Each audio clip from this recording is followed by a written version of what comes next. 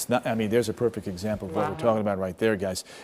We unfortunately lost a lot of our cameras due to all the winds, but these WeatherStam cameras are doing great. They're chugging along for us. You can see a very angry ocean there along the coast in Flagler County. So we'll continue to kind of check in on some of these as we go forward into the evening here and watch the seas. They are very, very angry. Hey, one of the things I wanted to do was track Milton here with you from yesterday evening. Cam and I, of course, taking you through midnight as it was coming through Polk County. From there, between 1 and 2 o'clock, it started to venture across Osceola County. And while that was going on, that shield of incredibly very heavy rain was also moving from Seminole and Lake County on into Volusia and Flagler County. And then as we got ourselves into the 5 o'clock hour, you can see the core of the heaviest rains were moving offshore, but the winds along the coast were incredibly strong. Now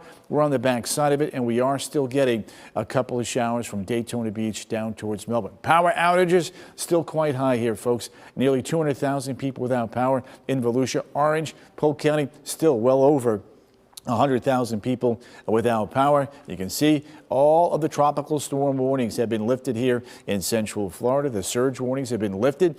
We were talking about tornadoes, 126 tornado warnings, 42 from the Weather Service in Melbourne, and a lot of confirmations pending, including the one in Cocoa. You heard Michelle talking about the National Weather Service doing their survey now. As soon as we get that info, we'll pass it along to you. There's that drier air. Visible satellite shows our storm now well east of Central Florida. Radar, though, still shows the rain working from the northeast towards the southwest. Right here, New Smyrna Beach, Oak Hill, downtown Orlando, couple showers here. And then as we work our way into Osceola County, another little batch of some rain coming towards the turnpike. There's a look, though, at the wind advisories. If you drive a high-profile vehicle, please be careful on the roads. Cam, over to you. Tony, we just got the information in on the Cocoa Beach tornado, excuse me. Winds of 85 miles per hour to 95 miles per hour, which does make it an EF1 tornado. It started off as a water spout before moving onshore. Meteorologist Marquise is actually working on the graphic to get all the details of that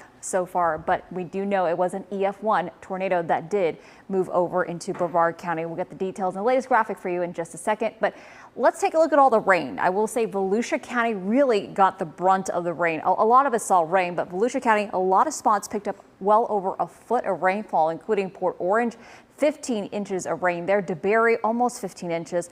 Ormond Beach, a little over 14 inches. And De Leon Springs, nearly a foot of rain. Now, all of that rain has to go somewhere, right? So eventually it's going to be drifting down and draining into our local creeks, rivers, and streams, including the St. Johns River. So we're going to go along the St. Johns River here, starting with near Lake Harney. We are expecting right now for it to be at 7.5. Flood stage is at 8, but we're expecting to be well above that by Saturday morning. We're talking about 9 to 9.4 there in terms of the flooding. As we look ahead for the St. Johns River near Sanford, flood stage is at 5.5 and it's going to be well above that the upcoming days here, staying at minor flood stage at least through Saturday. And the St. Johns River at Astor at major flood stage. Right now it's at 4.4. Flood stage is at 4 and it's going to stay well above that for the next several days all the way into the weekend. So it's going to take a while for the waters to not only crest but then recede as well. You remember the St. Johns River flows from north to south, one of the unique characteristics about that river. St. Johns River and near DeLand, we're expecting it right now at just under 5 feet. Flood stage is at 4. It's going to remain above 5 feet for late tonight into the upcoming weekend. So unfortunately, we are watching the flooding concerns there along the St. Johns River. As we go through the next 12 hours, though, a few coastal rain showers. That's why we have that slight chance of rain there in the forecast still. Overall, though, dry for inland spots. And then as you wake up tomorrow morning, look at that. 60s out towards the west, 70s in the metro. Highs tomorrow going to be in the low 80s, a fairly comfortable afternoon. So if you do have to do some debris cleanup, weather-wise tomorrow, not looking too bad. Just a slight chance of a spot shower or two. Here's a look at your Central Florida certified most accurate forecast. Pretty comfortable weather here in Central Florida the next 7 days. And we get a first real taste of fall by midweek next week with highs only in the 70s.